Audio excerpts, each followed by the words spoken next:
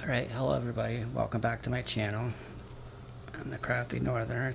Today we are just going to be doing a stitch along.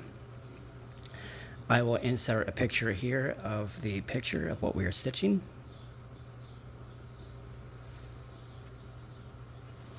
And we'll just get started. So how's everybody's weekend? Anybody do anything fun? It's been pretty warm here this summer so far. Up in Massachusetts where I live. We've had a lot of rain, which is a problem with flooding.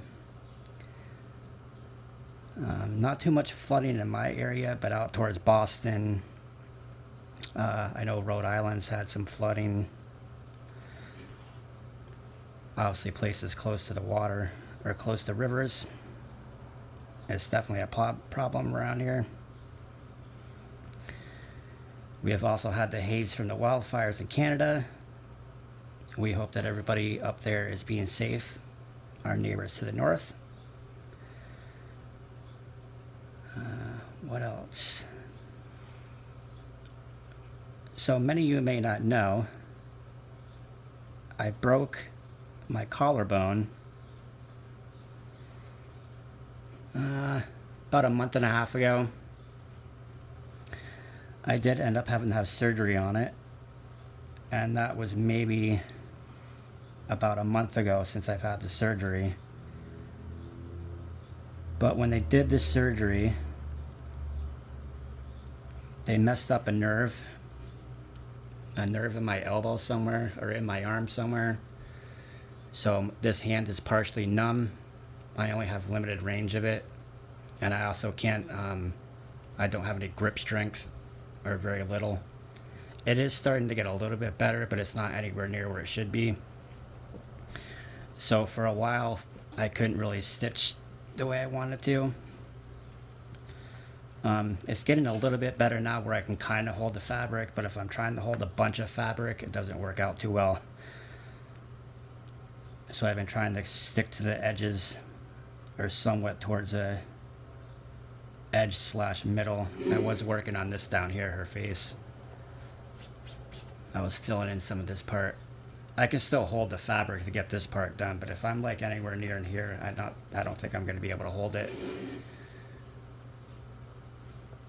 We're losing our needle minder here.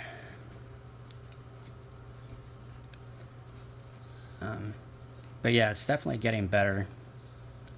It's still numb, especially this side of my hand. So I have to watch what I do with hot water and anything hot, because I can't feel anything.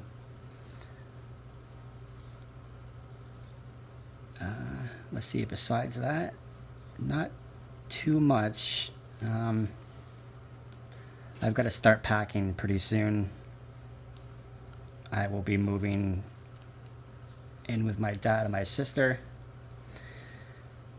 When I injured my collarbone, I ended up losing my job because I was going to be out for so long. And they didn't really want to deal with me being out that long. And what the recovery time was going to be, especially with the collarbone and the issue with the numbness in my hand. It's a type of job that I need that kind of stuff to do. So what they did is just wrote up a contract to put me on administrative leave for an amount of time, and then I can go on unemployment after that. So I'm not totally out without money, but I'm also not working either, which is getting kind of boring at this point, and I've only been out for a month. So I'm not sure if I'll look for something part-time in between now and when I get off administrative leave, or if I'll just take the whole time. I do have other stuff here that I need to get done. I've got to help my dad. I obviously need to move my stuff and get my stuff packed. So what are you guys up to? Any traveling for the summer? Any vacations?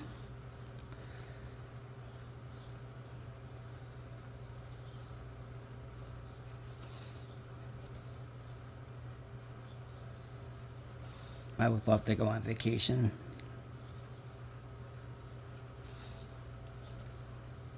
Even just a short vacation. I've been looking at cruises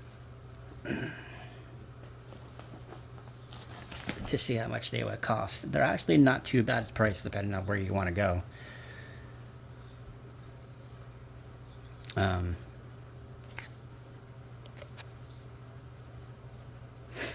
Yeah, cruises aren't too much, even for like a 5 day cruise, depending on where you want to go. Isn't too bad as far as prices go. Which I'm surprised with the pandemic and all that stuff that they haven't. The pandemic and inflation and all that stuff, that prices aren't sky high, but not too bad. I would like to take a trip down to Disney at some point before I'm too old and I can't enjoy the rides and the stuff that goes with it.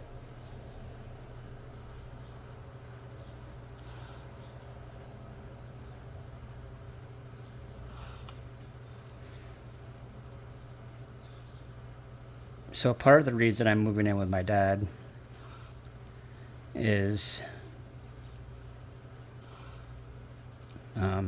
well, one of the reasons is I'm not working, so I can't really afford to live by myself. But I planned on moving before that anyway. But my sister's disabled and my father's disabled. And I need to move in to help them. You know, take care of the house and do all that stuff that needs to be done.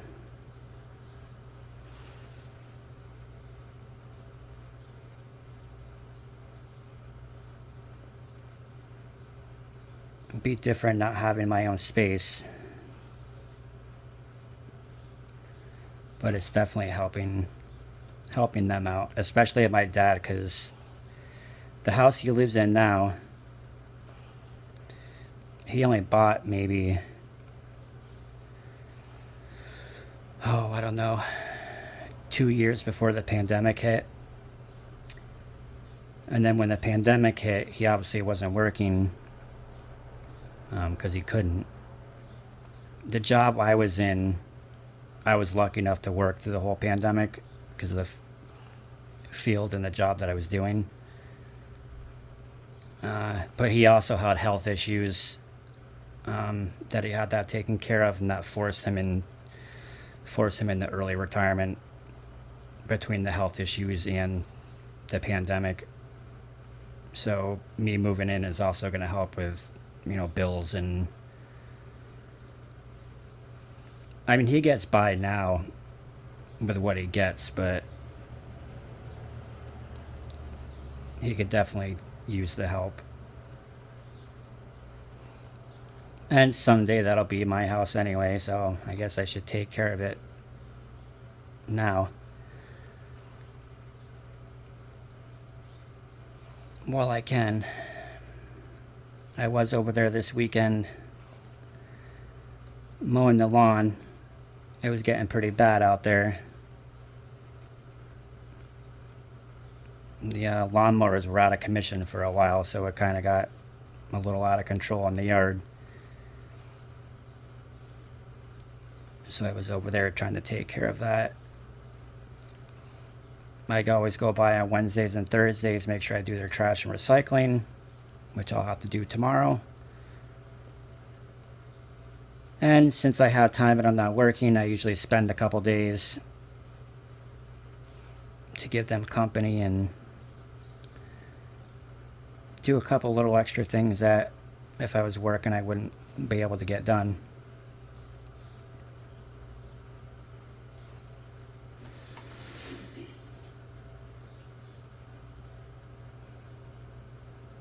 But I think besides that, that's most of my drama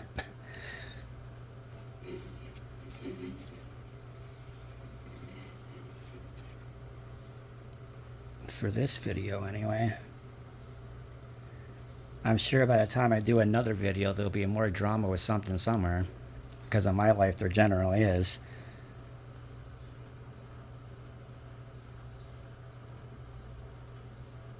Let's see. I hate when I miss one like that and I gotta go back and do it. It messes up my rhythm. So I'm just doing, I didn't mention, this is 939, the color floss we're using. I'm trying to slowly chip away at this background at the top here, because it goes all the way across here. This part's not too bad, but this is just a big area of background. I'm just trying to knock out a bunch of it. I had a bunch of this done, and then I started down here. Now I'm working back up here again so I can get some of it done. And actually the background on this isn't bad compared to some of them I have, which is just a whole, I mean, whole just huge blocks of background color. It's one of those things you got to make a decision. Is it worth stitching the background? And again, depending on what the picture is, and obviously what colors are going to be next to and behind, you can sometimes get away with it, not stitching it. Especially if it's a white background. If you've got a lot of like B5200 or something like that, they want you to stitch.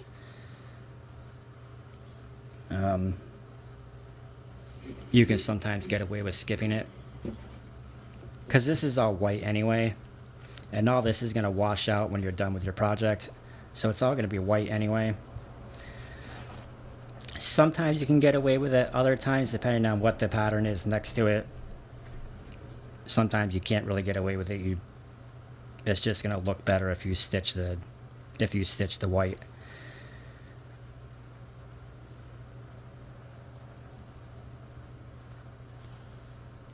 So this is my first Stitch With Me video. I hope that it's okay. I've been wanting to do one for a while, but I hadn't really figured out how I wanted to set up the camera and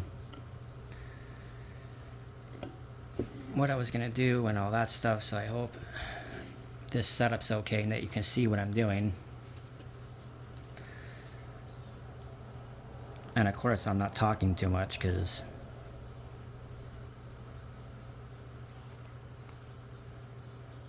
I could just put music on in the background. I know some people talk when they do their Stitch With Me videos about life and news in the media and general stuff like that.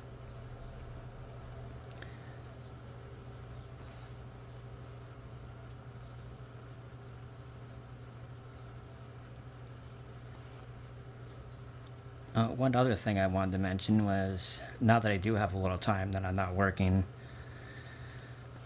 was thinking about going back into college and finishing the credits I need for my degree,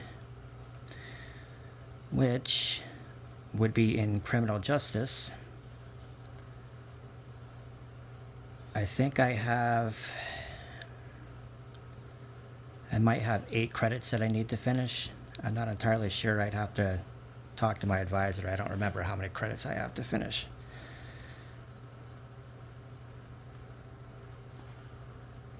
And then after that, I'm not sure what I want to do with it after that. I do like a lot of true crime stuff. That's why I kind of started taking criminal justice. When I first started, I really wanted to get into forensics. Now, what type of forensics? I'm not sure, because there's so many of them out there now. I mean, you got computer forensics, you got DNA forensics, you got fingerprint forensics, shoe print and forensics. You know, you name it, it's probably in forensics somewhere. We also got anthropology.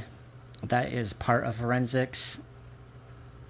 If you're forensically trying to analyze and decide skeletal remains.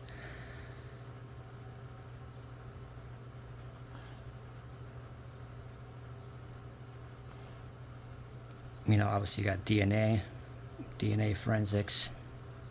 And a lot of people do just specifically work in one field. They will do just DNA. Obviously computer forensics, they'll just do computer forensics.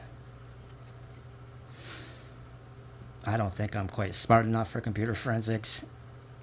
It changes all the time. Because these people are finding just new ways to get around stuff with the technology that's out there these days. But that goes more into, you know, terrorism and scams, and it's still part of forensics. It's just not. Some parts like that are specifically linked to crimes of murder.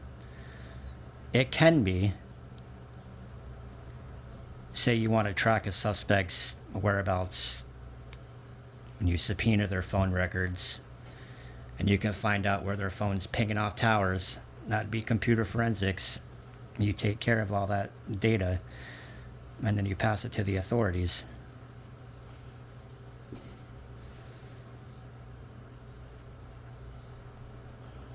So what are you guys interested in? I do like to read a lot. I watch a lot of history. I know I'm kind of a mixed bag of a whole bunch of stuff. I watch quite a bit of history. I don't read half as much as I used to. Again, I was working. I kind of have time to now if I wanted to. I mean, I've got a million books. There's no reason why I can't.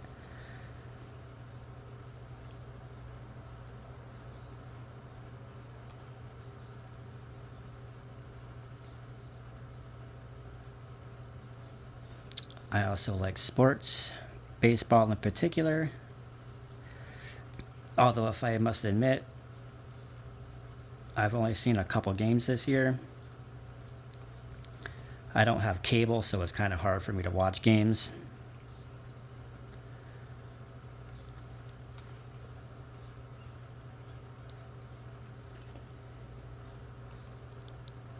So I think I'm just going to finish this line.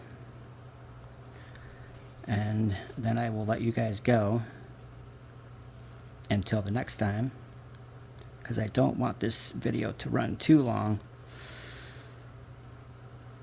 because you guys will get bored. Bored with what I'm doing, or bored from hearing me talking, one or the other.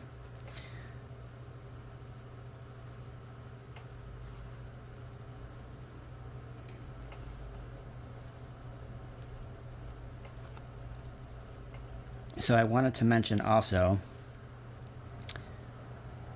that I'll be doing a giveaway when I reach 100 subscribers. I don't have any details or specifics of that at the moment. I'm not even at 50 yet, but when we get closer to that number, I will put the logistics out there of what you guys need to do to enter.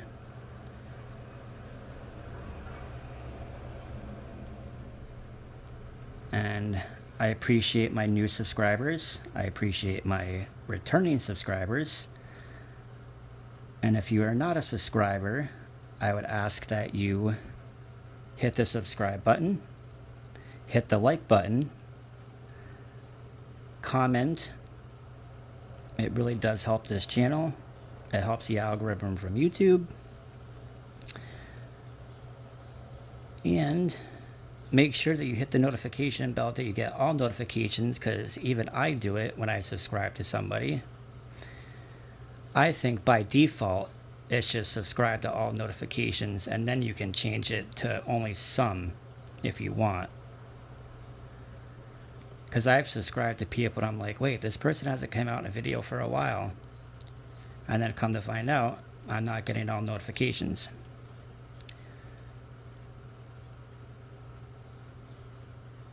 Alright, so this is where we're going to end it. I did get a little bit done. And again, thank you for coming by. Thank you for listening to me talk. I hope you guys have a good rest of the week. I don't know if I'll make another video this week or not.